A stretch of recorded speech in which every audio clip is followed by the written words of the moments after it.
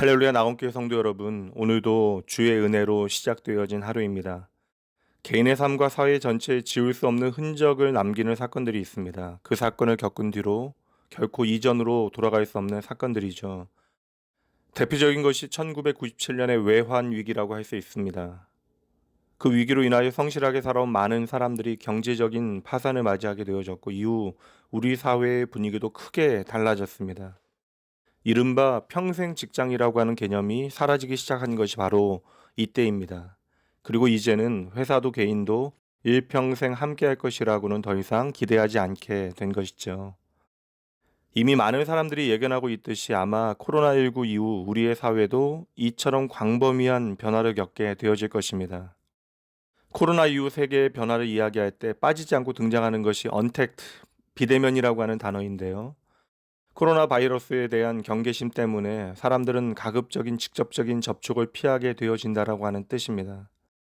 실제로 우리는 지난 7개월 동안 이러한 변화를 여러 곳에서 목격하고 있습니다. 매장에 직접 방문하기보다는 배달 사업이 기하급수적으로 확장되었고, 사람들과의 만남은 특별한 경우가 아니라면 가급적 피하게 됩니다. 누군가 낯선 사람을 만나는 일은 더욱 꺼려지죠. 분명 코로나 이후 우리의 삶에서 비대면은 보편적인 생활 방식으로 자리 잡게 되어질 것입니다. 벌써 비대면을 돕는 시스템과 사업은 폭발적인 성장을 거듭하고 있습니다. 그러나 성도 여러분, 인간의 본성 저 밑바닥에는 친밀한 관계만이 채워줄 수 있는 욕구가 자리 잡고 있습니다.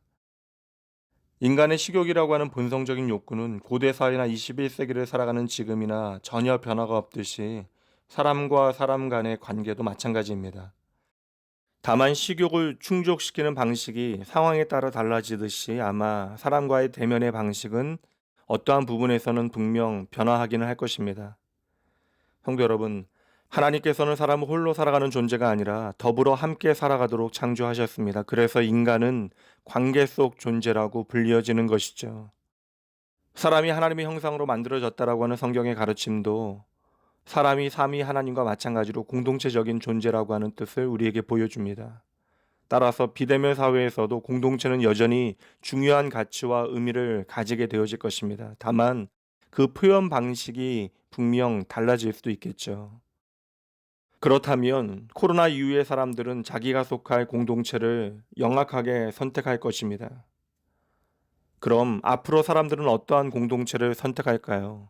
바로 안전한 공동체, 진실한 공동체입니다. 물리적 위험에 노출되어지지 않고 만날 수 있는 사람들, 가면을 쓰지 않고 진실한 사람들과의 만남은 앞으로도 더 중요해질 것입니다. 성도 여러분, 많은 분들이 그리고 저 역시 코로나 이후의 세상에 대하여 염려하고 있습니다. 그러나 그 염려의 끝에서 언제나 제가 붙을 수밖에 없는 진리가 있습니다. 이 세상을 만드신 분도 하나님, 그리고 이 세상을 붙드시는 분도 하나님이십니다. 어제나 오늘 그리고 하나님의 때까지 이 땅을 그의 인자와 성실로 돌보시는 하나님 앞에서 우리가 오늘 고민하고 열심을 다해야 하는 일은 교회와 기독교가 사람들에게 어떠한 공동체가 되어져야 하는가, 하나님의 마음을 배워내야 하는 것입니다. 공동체가 하나님의 창조의 원리가 되어진다면 기독교 공동체야말로 가장 안전하고 진실한 공동체가 되어져야 마땅합니다. 저와 여러분은 하나님의 선하신 뜻 가운데 서로를 향하여 돕는 배필, 바로 생명을 나누는 관계로 부름받았습니다.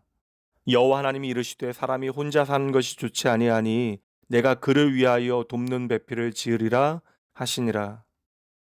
이 하나님의 창조의 부르심은 오늘도 여전히 계속되고 있습니다. 어떠한 순간에도 하나님의 부르심을 외면하시면 안 됩니다. 오늘도 여러분은 이 땅에 주의 생명을 나눌 책임이 있습니다. 전통적으로 교회는 안전한 공동체, 그래서 여러 가지 물리적인 위험으로부터 우리를 보호해 줄 뿐만 아니라 심지어 나의 연약함과 자신의 약점을 스스로 드러내도 뒤탈과 불이익을 걱정하지 않을 수 있는 곳이었습니다. 또한 기독교 공동체는 진실한 공동체로 가면을 쓰지 않고 있는 모습 그대로 내가 가진 세상의 다른 가치, 경험, 능력에 상관없이 자신을 그대로 드러낼 수 있는 곳이었습니다. 그러므로 저는 확신합니다. 예나 지금이나 주께서 세운 진리 위에 기독교 공동체는 안전하고 진실한 공동체였고 앞으로도 그럴 것이고 그래야만 합니다.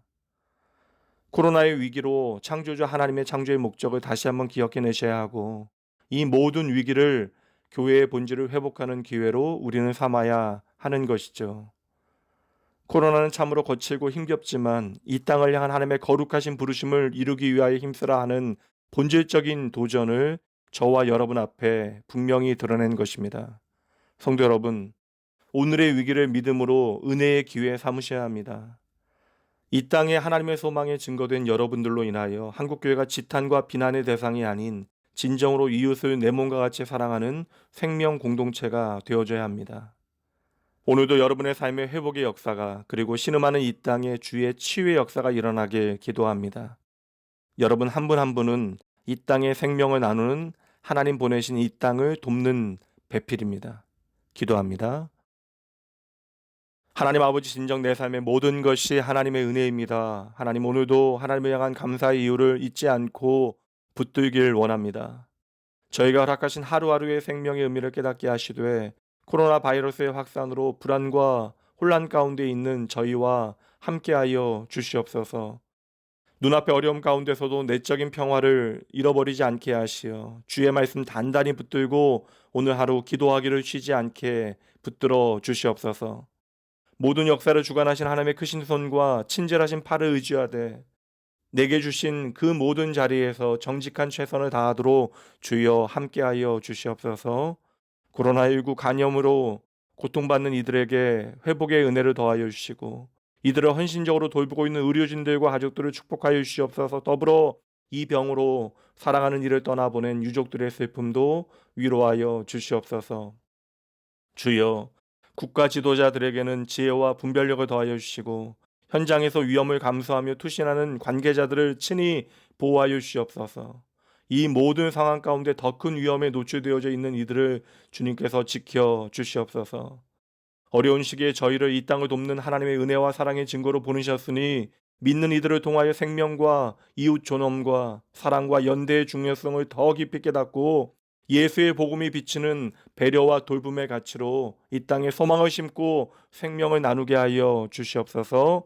주여, 주여, 오늘도 주의 은혜가 절실합니다. 그 언제나 우리의 넉넉한 도움이 되어주시는 우리의 생명 되신 예수님 이름으로 기도합니다. 아멘.